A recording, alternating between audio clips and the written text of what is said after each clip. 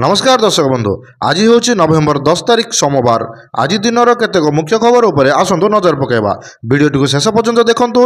मात्र किछि समय मध्य जानिपारे आज दिनटी जाकर संपूर्ण खबर। ता पूर्व चैनल नुआ थिले चैनल को सब्सक्राइब करी पाखरे आसुथिबा बेल आइकन को ऑन रखंतु। एमिति लेटेस्ट न्यूज सर्वप्रथमे देखिबा पई आसतु संपूर्ण खबर उपर नजर पकेबा। समृद्ध कृषक योजना हेउची ओडिशा सरकारंकर एक अग्रगामी कार्यक्रम जार मुख्यतः राज्यर धान चाषी मानक आर्थिक सशक्तिकरण पर लक्ष्य रखिछि। एही योजनार मूल उद्देश्य हेउची चाषी मानक सेमानक उत्पादित धान पर उचित एवं अधिक मूल्य प्रदान करा जिबा, जहाँ सेमानक भल बिहन और कृषि उपकरण रे विनियोग करिबा पई सहाय्य करिवो। ओडिशा सरकार एही योजना अधीन रे चाषी मानक प्रति क्विंटाल धान को 3100 टंका प्रदान करिवे। एही 3100 टंका मध्य केंद्र सरकार सर्वनिम्न सहायता एमएसपी एवं राज्य सरकार द्वारा प्रदान करा जायतिबा अतिरिक्त इनपुट सहायता अंतर्भुक्त।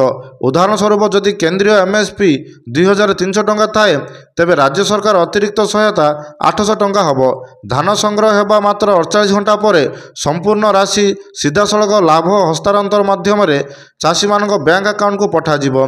एहा द्वारा क्रय प्रक्रिया विलंब हेबो दूर एवं दुर्नीति ह्रास पाइबो।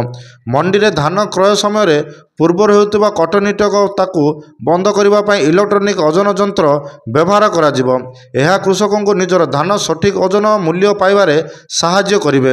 हिताधिकारी जो चाषी माने खाद्य योजना और खाउटी कल्याण विभाग पी पास अधीन धान क्रय पंजीकृत होइछन्ति सेमाने एही योजना लाभ उठाई पारिबे।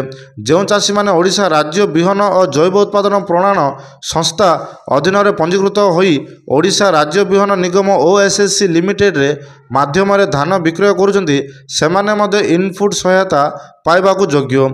एही योजनार कार्यकारी पई ओडिशा सरकार बजेट प्राय 5000 कोटी टंका व्यय बराद करिछन्ति। खाद्य जोगाण और खाउटी कल्याण विभाग एवं ओडिशा राज्य जोगाण निगम ओएससीएससी एहाकू मुख्यतः कार्यकारी करिवे। चाषी मानक कृषक ओडिशा पोर्टाल माध्यम पंजीकृत करने पड़िबो। परवर्ती खबर नुआपड़ा उपनिर्वाचन प्रचार शेष। नुआपड़ा विधानसभा उपनिर्वाचन आज अपराह्न समस्त प्रचार कार्य शेष होईछि। नवेम्बर 10 रे भोट ग्रहण करा जिवो। एही उपनिर्वाचन बीजेपी और बीजेडी उभयों एक प्रतिष्ठा लड़ाई भावे उभा होईछि। नुआपड़ा रे मुख्यमंत्री मोहन चरण माझी एवं पूर्वतन मुख्यमंत्री नवीन पट्टनायक उभय शेष पर्यंत प्रचार रे निज दलर पई शक्ति प्रदर्शन करिसेंति।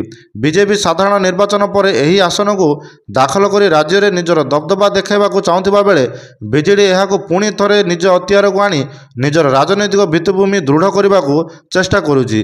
जिलार कृषक समस्या, जलसेचन अभाव एवं शिक्षा व्यवस्था को उन्नत मुख्य प्रसंग होईछि। सुरक्षा व्यवस्था कड़ाकड़ी करा जिबा सहित परवर्ती खबर पुरी दलाचकटा घटना रे 7 पुलिस अधिकारी विरुद्ध रे कार्यानुष्ठान आदेश। गत रथयात्रा समय श्री गुंडीचा मंदिर निकटर होइतिबा दलचकटा घटना रे अवहेला पाई राज्य सरकार 7 जन पुलिस अधिकारी विरोध में विशृंखलागत कार्यानुष्ठान ग्रहण करने को निर्देश देइछन्ति। उन्नयन कमिशन अर्जुन गर्गर तदंत रिपोर्ट आधार में यह निष्पत्ति नियाଯାଇଛି। घटना रे 3 जन श्रद्धालुंकर मृत्यु होइतिबा बेले यह निष्पत्ति प्रशासन जन उत्तरदायित्व गुरुत्व देउथिबा दर्शाउछि। एते संख्यक वरिष्ठ पुलिस अधिकारी विरुद्ध में कार्यानुष्ठान द्वारा अन्य अधिकारी माने मध्य सतर्क हेबो बोली आशा करा जाउछि। घटना रे एक घरोई टेक्नोलोजी एंड फार्मर त्रुटि मध्य दर्शाउथिबा सूचना मिलिछि। परवर्ती खबर केंद्र कृषि और कृषक कल्याण मंत्री शिवराज सिंह चौहान आसंता काली ओडिशा गस्तर आसी कृषक कल्याण कार्यक्रम में जोगदेवे। एही गस्तर से मुख्यतः कृषकों आय वृद्धि और पुष्टिगत सुरक्षा एवं प्राकृतिक कृषि प्रणाली उपरे गुरुत्व दे आयोजित कार्यक्रम में जोगदेवे। राज्य में बीजेपी सरकार गठन होगा पर कृषक कल्याण क्षेत्र में केंद्र सरकार सहयोग एवं योजना को त्वरान्वित करने एही गस्तर मूल लक्ष्य। परवर्ती खबर भारतीय पाणीपाग विभाग सर्वशेष पूर्वानुमान जाई ओडिशा राज्यर आसंता 4 ରୁ 5 दिन मध्य शीतर प्रकोप बढ़िबो। यार मुख्य कारण होछि बंगोपसागर रे लघुचापर प्रभाव हटिबा एवं उत्तर पश्चिम दिगकू शुष्क और ठंडा पवन राज्य को प्रवेश करिबा।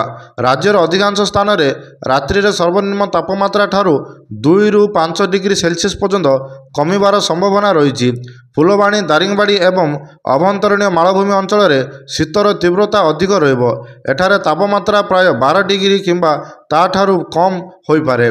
ଭୁବନେଶ୍ୱର, କଟକ ଏବଂ ପୁରୀ ଭଳି ଉପକୂଳବର୍ତ୍ତୀ ଜିଲ୍ଲାରେ ତାପମାତ୍ରା 16ରୁ 18 ଡିଗ୍ରୀ ସେଲସିୟସ୍ ଆଖପାଖରେ ରହିବା ସମ୍ଭାବନା ଅଛି।